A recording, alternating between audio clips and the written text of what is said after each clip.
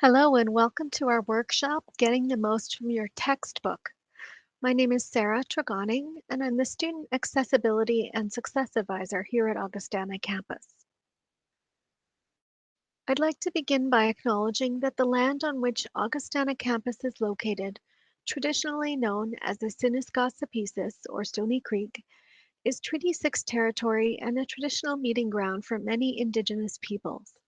It provided a traveling route and home to the Musqueam, Nehiyawak, Niitsitapi, Nakota, and Tsuut'ina nations, the Métis, and other Indigenous peoples. Their spiritual and practical relationships to the land create a rich heritage for our learning and our life as a community. So, as we get started, I want you to think about what reading skills you're using right now. It could be that you're coming from high school where there wasn't a lot of reading required, and you may have discovered that's not true in university. Suddenly, you're being asked to read a lot. So, one thing that can be helpful is for you to assess your current reading skills.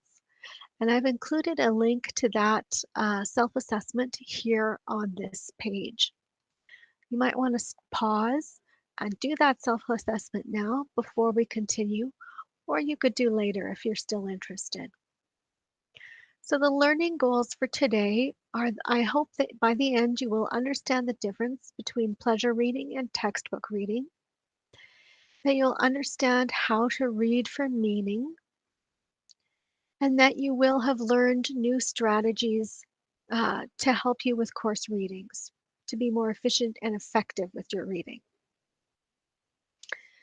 Now we talked about um, how much reading you've had experienced so far, but you may have had a lot of experience with university reading and found that right now, with courses being online, somehow everything being more stressful has made it more difficult for you to read. So, my question to you is, have you found it harder to stay on top of reading? When I've polled students in the past, 100% of them said yes. So, you may have noticed this as well. Well, there are things you can do to set yourself up to succeed when it comes to reading. First, before you sit down to start reading, take a break to clear your head. Okay, you want to come with a fresh mind. So rather than coming straight from class to doing your reading, get up, take a break, move around, and just let your brain chill for a minute before you get started. Find a comfortable space that allows you to focus and make sure you have everything with you in that space that you are going to need. So your textbooks, notebook, lecture notes, you should have all of those with you, pens, highlighters, markers, whatever. It should all be there with you, and preferably in a quiet study space. Stay hydrated. So actually, your brain needs to stay hydrated to function. It's more than 50% water. So not don't just drink coffee, which conversely can be dehydrating, but make sure you're drinking water regularly throughout the day. Give yourself a time limit. So rather than saying, okay, I've got 3 hours tonight to study, I'm going to read. Set a time limit for that reading. So maybe you'll decide, okay, for 1 hour, I'm going to focus on the readings. That actually makes it easier to focus and less stressful because you know that no matter how well the reading goes, you're only doing it for an hour or 45 minutes, whatever length of time you choose. And actually set an alarm so that at the end of that time, you can stop, take a break, and assess how much you got done during that time. So, what's the difference between pleasure reading and textbook reading? No, I've talked to a lot of students over the years, and I know from my experience as a student, I enjoyed reading for fun, but not while I was a student. Usually, when I was studying, my pleasure reading dropped dramatically because I was so focused on textbook reading that I just didn't enjoy the pleasure reading the way I used to. So, what's the difference? Well, pleasure reading, first of all, you're generally reading from start to finish, from page 1 to page 501. You have no need to focus and you have no expectations. You are just doing this for fun. Hopefully, because you enjoy the story. If you're not enjoying the story, feel free to switch books to find something you are. Usually to relax or escape and to explore new things. Pleasure reading is really focused on now. Okay, this is something you're doing in the moment that you don't need to remember later. There's no, learning purpose behind it. You're just doing it for fun. Textbook reading, on the other hand, is quite different. You are reading to gain knowledge and understand your course material. So there are expectations associated with the reading you're doing. You're doing it to retain what you read, right? You're not reading this so that you can forget it 2 minutes later. You need to hang on to it. You want to be able to answer questions based on your reading. And you need to connect it to what you already know, either from lectures or from personal experience or whatever, but you need to build connections. And textbook reading is focused on the future. This isn't just something you need to know right now, it's something you need to remember for future use, either for exams or assignments or career. So, how do you get the most from your textbook? Well, you need to read efficiently and effectively to understand the material and get the most out of it. You need to be able to identify what's important in what you read because not all 500 pages of that book are important. Possibly less than half is actually what's important. You need to make connections to things you've learned in other classes or in that other lectures and see how it all fits together. And getting the most from your textbook or reading from meaning, it allows you to understand and read quickly. Now, you can't do this immediately, it takes practice, but the more you practice, the faster you will be able to read and the more quickly you will understand what you're reading. It also helps you figure out what you don't know. So, I'm going to give you top secret tip number one when it comes to reading your textbook or course material. Your professor does not care if you read your textbook. They may say it matters, but that's not exactly what they mean. What they really mean is that they care if you know what you need to know and understand for their course. So they don't care if you've read all 500 pages. They care if you understand the important information. So you're not just reading to read, okay? So your professor has assigned you a chapter reading that's 80 pages. They don't care if you've read all 80 pages. And in fact, if you're just reading it to say, okay, I read 80 pages, then you are wasting your time. When you're reading it, you're not reading it to say, okay, I'm done, I did it, check. You're reading it to learn the information that's in there, which means you have to actively engage your brain while you're reading. So know why you're reading. Okay, how much reading is assigned in each course per week? You need to know that. And I would actually make a list. How many pages or articles have you been assigned this week for each course? Add it all up and get a total. How long does it take you to do each of those readings? Now, usually Some readings go faster than others. So, for example, if you're reading a novel, that reading, let's say that you're supposed to read 5 chapters of it. Well, novels typically are smaller size pages, so it may be this big. Um, and so the amount of material on a page is less. So 50 pages of reading a novel where there's a story that you're following and can engage in, that's typically easier to remember than a textbook.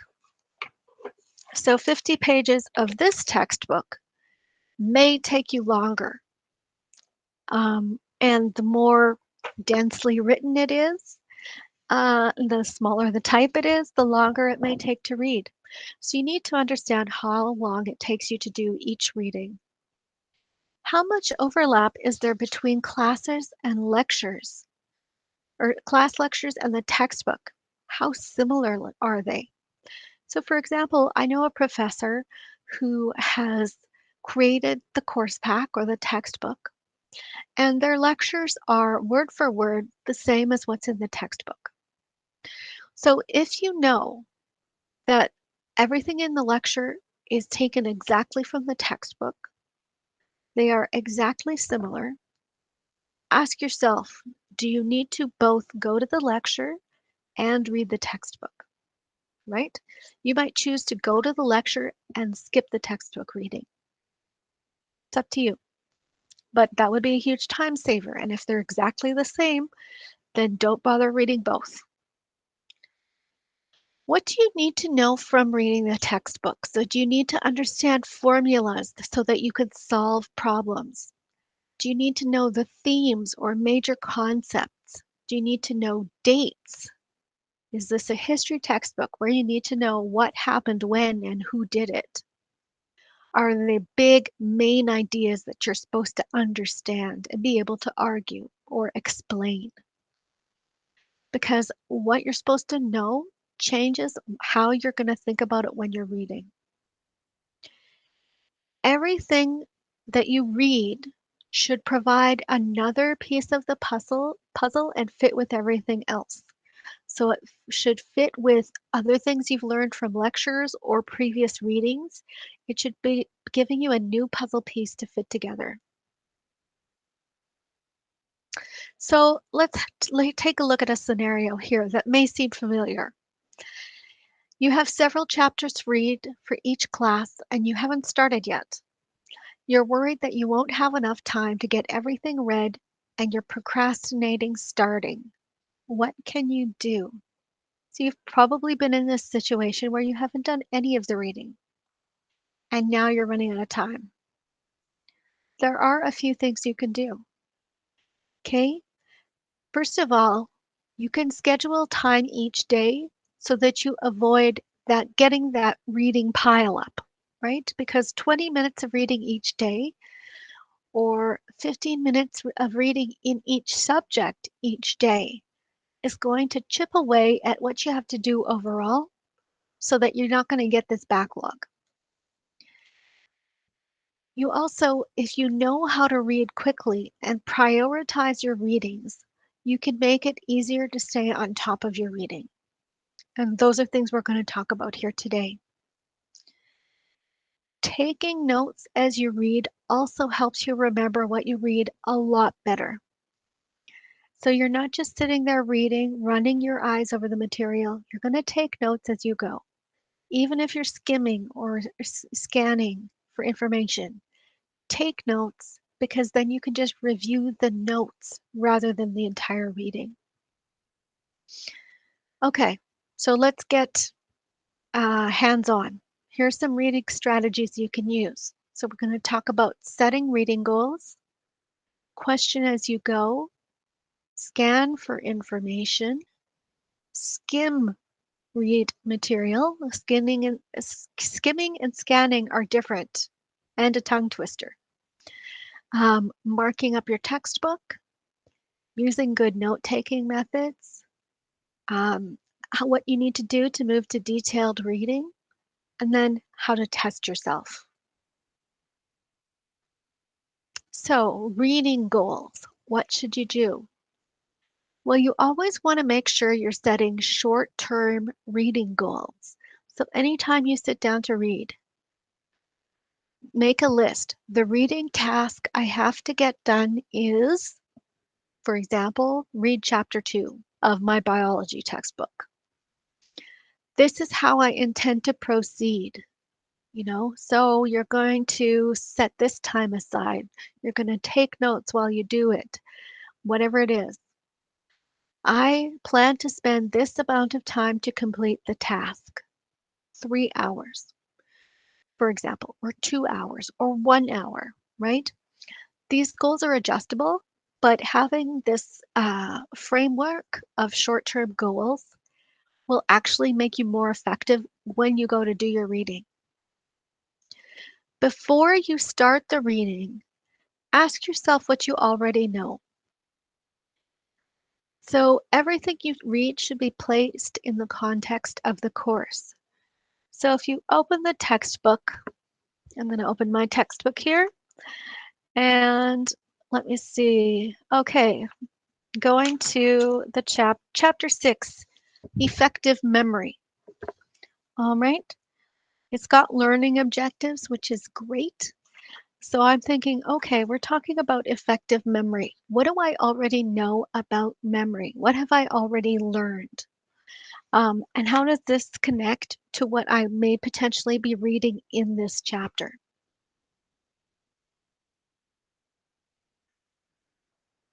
Question as you go. So you've set your reading goals, you're sitting down, you're going to start reading. Always consider how this fits in with what you know.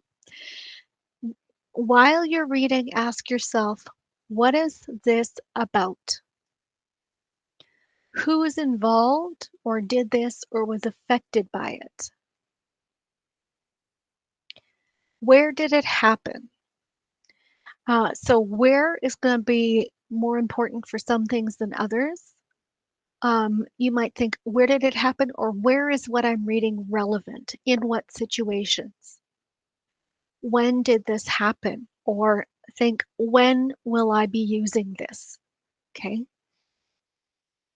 Why did it happen? Or why does this matter?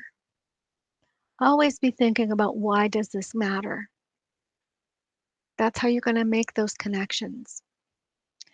How did this happen? Or how will it happen? Or how did they do it? Or how am I going to use this?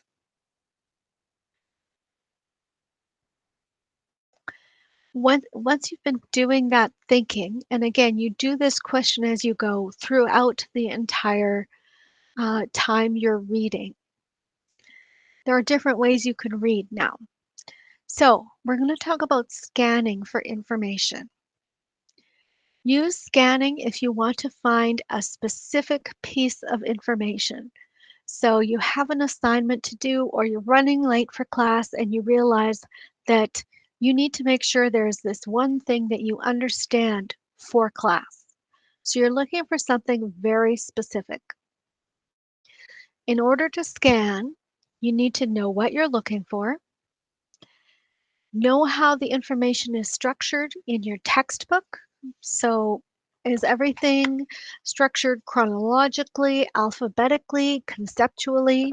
For my learning strategies book, it is conceptually, although sort of chronologically.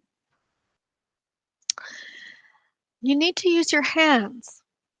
So I'm trying to find one specific piece of information in this chapter or on this page.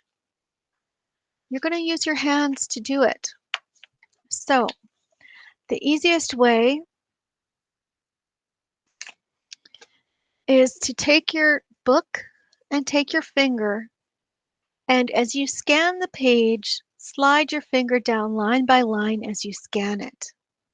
Now you're going to scan looking for one specific thing, but using your finger to help you keep track of what you're scanning makes it easier. It also uses your peripheral vision. So for every line you have your finger on, your peripheral vision is also taking in the information in the line above and the line below. So you may think you're only reading one line, but you're actually reading three at a time.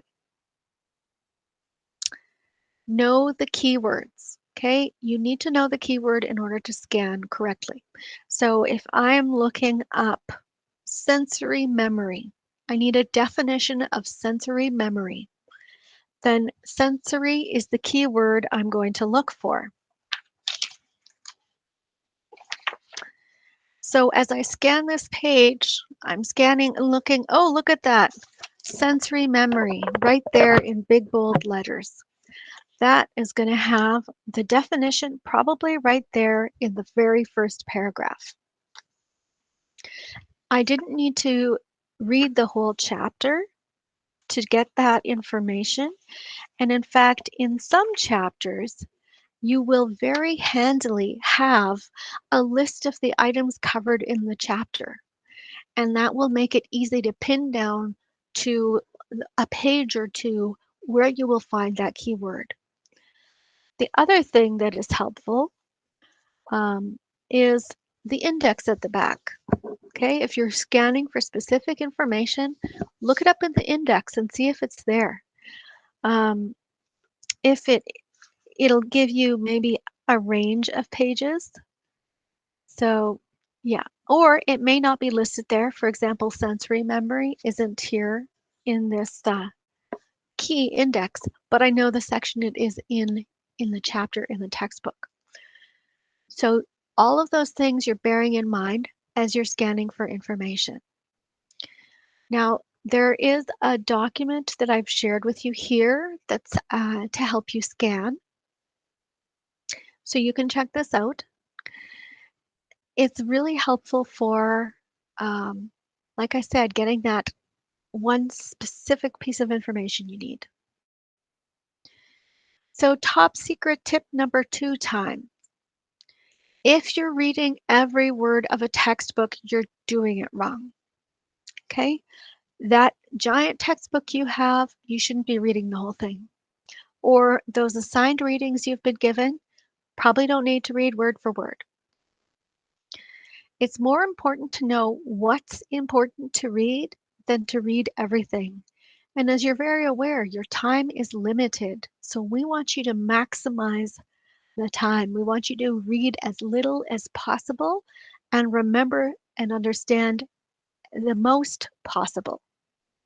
Doing the most in the shortest time is always best. You should be spending as little time actually reading the page as possible because you're going to be thinking about it while you're reading it, and that's going to help. So this is where it comes to skim reading material, okay? Skimming provides an overview of the material and a framework for detailed reading. And if you've left all of your readings for the week until the last possible moment, skim reading is what you should be doing. It helps you identify what's important in your textbook, and it connects what you're reading to what you already know. It allows you to be selective in what you read. So again, you're not necessarily reading that whole chapter. You're going to skim read it, and then you may identify certain sections that you need to read in more detail, but not the whole thing. It also gives you a broader overview of the topic so that when you do decide to read it, you're going to read it faster and understand it better when you do. So when should you skim read? Well, is the material nonfiction? Do you have a lot to read and only a small amount of time to do it in? Or do you already know something about this material? Can any of the material be skipped? If you answered yes to any of these questions, skimming could probably be useful. As I said, if you're reading fiction, skimming is not the way to go. That you should be reading word for word, or poetry, for example. You should be reading it word for word. But other things, no. So how do you do it step by step? Well, first, before you start doing it, know what questions you want answered. We'll come back to that Always know why you're reading what you're reading.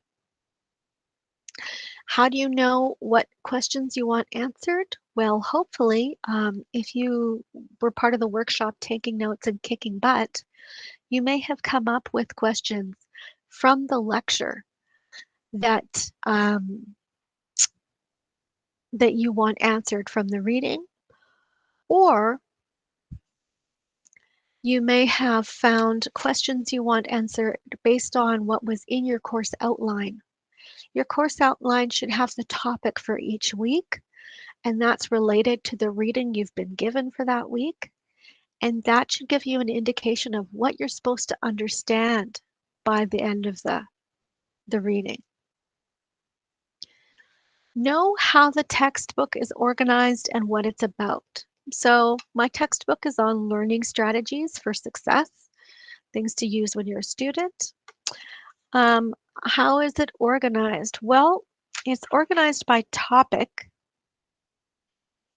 and there are different sections for different types of strategies. So time management strategies, learning strategies, textbook strategies, memory strategies, problem solving, stress management. It's by topic. It's important for me to know that in order to determine what I'm going to skim read. So you look at the textbook title, the table of contents, the preface, the index and the glossary. The index and the glossary at the back are fantastic. They're an easy way to find information when you're looking for it. Know how the chapter is set out and what it's about. So I'm going to read chapter 6, the memory chapter. All right, so I'm going to look at the learning objectives and just glance over how the information is organized. There are larger titles and then smaller subtitles. Some bullets, um, some tables, that sort of thing. Now, when I'm going to actually skim read, here's what I'm going to do. You're going to skim read the information in the following order. First, read the chapter title. Then read the introduction or learning strategy, or sorry, learning objectives, learning outcomes. Those are usually right there at the front of the chapter. And they give you a good summary of what's here. Then, from reading the introduction and the learning objectives, you're going to skip to the end and read the summary or conclusion or discussion. So you're going from the intro to the conclusion. That's going to give you a big picture of what was discussed in this chapter. From there, you're going to go back and you're going to read each of the subheadings, just the subheadings. So all those bolded titles, look through and see what they say. Then you're going to read the end of chapter questions, because usually textbooks these days have questions or an outline of things you should understand by the end of the textbook. Look at those. And then from there, you're going to go through and for each paragraph in the chapter, read the first and last sentence of each paragraph. That's now you having skimmed the entire chapter or the entire reading.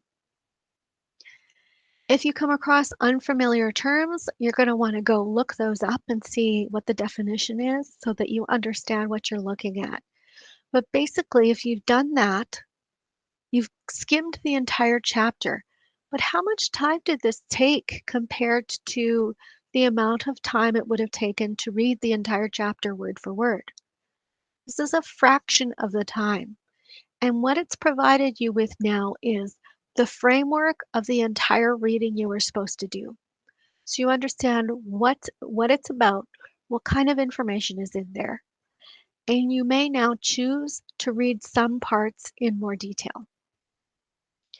So just to clarify the difference between scanning and skimming, which I cannot say right. Scanning you use to find as a fast way to find specific pieces of information. It's when you want a single fact like a formula or term. It must be accurate. So there is a right answer or a right piece of information. And it's often used for material you already know. So you're just looking something up, right? Skimming you do when you need to do fast reading. So you need to cover a lot of information. You're doing it to get the main idea, but not the details. So typically with skimming, you're only reading about 50% of the material. However, it's twice as fast as detailed reading. This is used usually when you're reading new information. So again, you didn't do the class reading and now it's about to be class. You've got 15 minutes. Time to skim. See what you can take in those 15 minutes. Now, if you are taking more time, or even if you're doing skim reading, okay, you're going to mark up your textbook while you do it. But you have to skim read first. If you just start reading from word 1 to word 500, what you'll end up doing is marking up way more in your textbook than you need to. You skim it first to see where the important information is located and to decide, okay, what do I consider most important? Where are the key terms that I need to make sure I understand? Or important examples explaining what I need to understand. That's why you skim it first, so that then when you go to mark it up, you know how you're going to mark up your textbook. You're going to be selective. You do not, if you end up highlighting 2/3 of the page,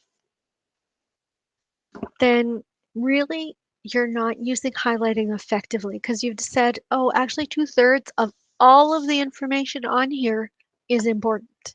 It's not. Write notes as you go. So whether you write notes on a piece of paper or in the textbook itself, use the margins. Usually textbooks have nice thick margins. I know when I took a poetry class, I would actually write on the poems themselves important information. And the nice thing is, years later, you've still got your notes if you do it that way. Be brief, okay? You're not writing out full sentences of notes, wherever you're writing them. Just bullet point. Use as few words as possible, but that still makes sense to you. Be neat. You want to be able to read your writing later. Find a system that works for you. So maybe it's highlighters, okay? You're going to use one color for main concepts, one color for key terms and definitions, and then one color for examples. You can also use symbols. So you might put a star for a key concept. You might use like a triangle or an arrow underneath to highlight the examples that explain that concept. Or you might like put a box around a key term or definition. That way, when you're scanning the page for key information, and I'm looking up a key term, you're looking for that box you put around key terms. You don't have to read most of the page. You're just looking for those boxes, for example. Cross-reference your notes with lectures, okay? So whatever you write down in the textbook, whatever notes you make, it's worth like flipping through your lecture notes to check for links between the two. And you might want to note those links on your lecture notes. So if you're flipping through your lecture notes and you're like, oh yeah, that was on this page in the textbook, write, page 97 in a circle or whatever on your lecture notes so that you know, oh, this is where I go to get more detail about this concept. Or you might choose to put sort of the date of the lecture notes on the textbook page itself. Either way, making those connections makes all of the information more memorable. Finally, you can use a combination note-taking method. So this is something I talked about in the note-taking workshop. You want to use the margin, so about half an inch to an inch of the page on the left. You're going to use it for those symbols or questions that you've come up with. You're going to take your main lecture notes in about, half of the rest of the page, and then you're going to set your textbook notes on the other half of the page. So you might, while you're reading your textbook, jot down notes in the textbook notes section of the page. And then when you go to class, your lecture notes are going to fill in that middle section. And then you're going to use the margin for symbols. So again, you might like star, key concepts, put arrows or question marks or whatever to identify questions you have or concepts or key definitions. And then you might come up with questions that you need answers to based on your lecture and textbook notes. So it might be something you want to ask the professor, or it might be a question you think could be an exam question. Or alternatively, you could make the question, if this page of notes is the answer, what question is it answering? And write that in your margin. There are different ways you can use those margin notes. Now, you've done skim reading. If you need to use more detailed reading, here is one way you can do it. It's the SQ4R method. So you have an idea of what you're looking at. Maybe you've decided to read in more detail. Again, you're going to take a quick look over the chapter and make an outline, right? So you skim read it, so you have an idea of what's in the chapter. Make yourself a little outline and leave space for more detailed notes under the different sections. Write questions you have that relate to the outline. So if you know these are the topics that are covered, what's your question on that topic? Read and reflect. So while you're reading the different sections and filling in your outline notes, connect what you're reading there with what you already know. Rephrase the information that makes sense to you. So you're not just writing down word for word what the textbook says, you're writing it in a summary form the whole time. And you're writing it in your own words.